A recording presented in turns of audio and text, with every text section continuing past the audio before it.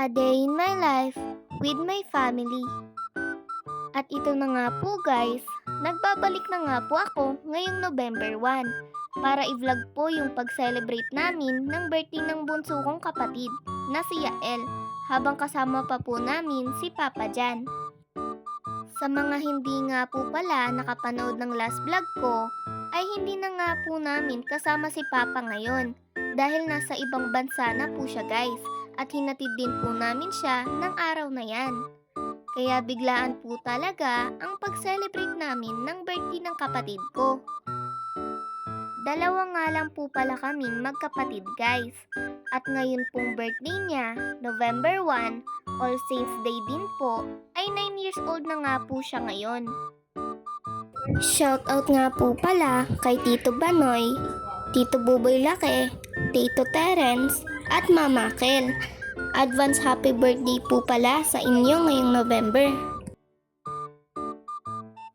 At ito na nga po guys, makikita nyo nga po na naglalaro na po si Yael dyan.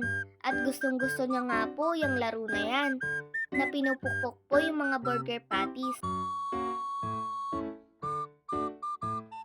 Dito naman po ay naglaro po kami ng bowling. Hindi nga po makatama si Yael nung una dyan. Madalas po ay sa gilid pumupunta yung bola dahil mabigat po talaga yung bola guys. Ang saya nga po laruin yan guys. Pampamilya po talaga dahil lahat po kayo ay pwede maghagis ng bola para tamaan po yung mga bowling pin. Si Papa nga lang po ang magaling maghagis ng bola dyan. Lagi po niyang tinatamaan ng mga bowling pin. Pero syempre po guys, ay hindi tayo magpapatalo. Ginalingan ko rin po, kaya nakatama po ako ng marami dyan guys. Naghagis na nga rin po si Mama dyan guys. Sunod naman po si Papa ulit. Nagpalitan lang nga po kami sa paghahagis ng mga bola.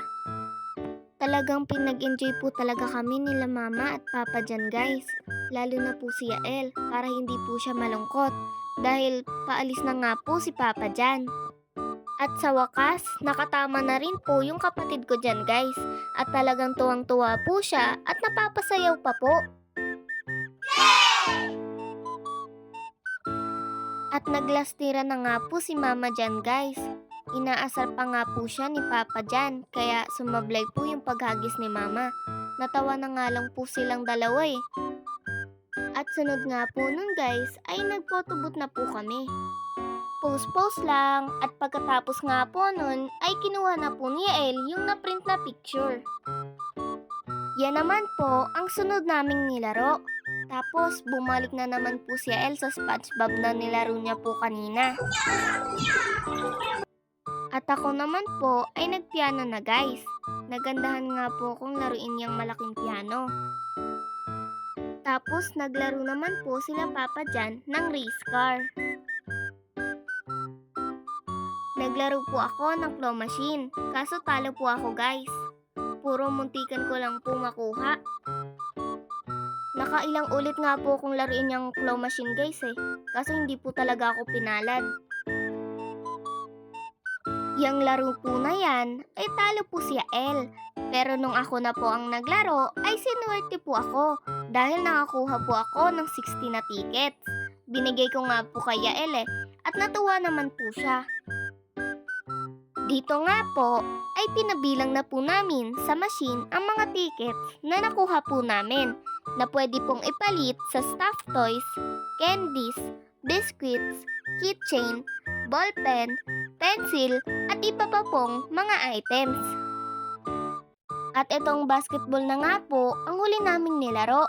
Talagang nagutom na nga po kami dyan sa pagtalon at pag-shoot po ng bola. Pero masayang-masaya po kami dyan dahil nasulit po namin ang maglaro sa time zone na kasama po si Papa. Dito naman po guys ay nasa restaurant na po kami. Masarap po talaga ang family favorites, Imperial Feast for 4 ng Tokyo Tokyo. Sulit at mura pa.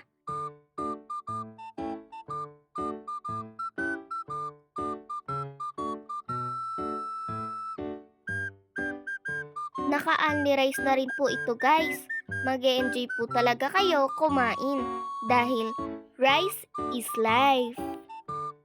Happy birthday po pala sa katabi ko dyan na pogi. Magpakabait ka palagi at sundin mo ako dahil ako ang ate mo. Joke lang. Love you, Yael. Kahit pasaway ka, love na love ka namin nila mama, papa, mami Ani at lola. Lumaki ka sana na mabait at may takot sa Diyos. At galingan mo lagi sa school Huwag mo papabayaan ang pag-aaral mo. My dear little brother, next time na lang yung regalo ko. Kiss na lang muna ngayon. Mwah!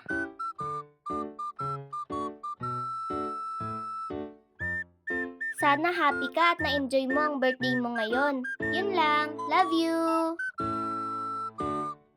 Happy All Saints Day at Halloween po pala, guys!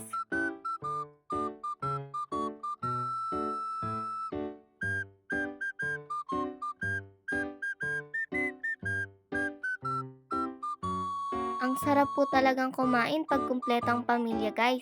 Ang sarap po sa pakiramdam na magkakasama at magkakasabay po kayo kumain.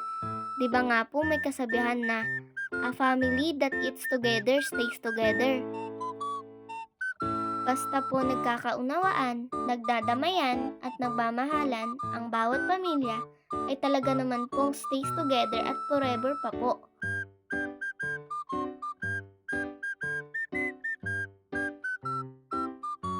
Maraming salamat nga po pala sa mga mahilig mag-like and share ng mga videos ko. Pagpalain pa po kayo ni Papa Lord. At yun nga lang po guys, see you on my next vlog. Vlogadag!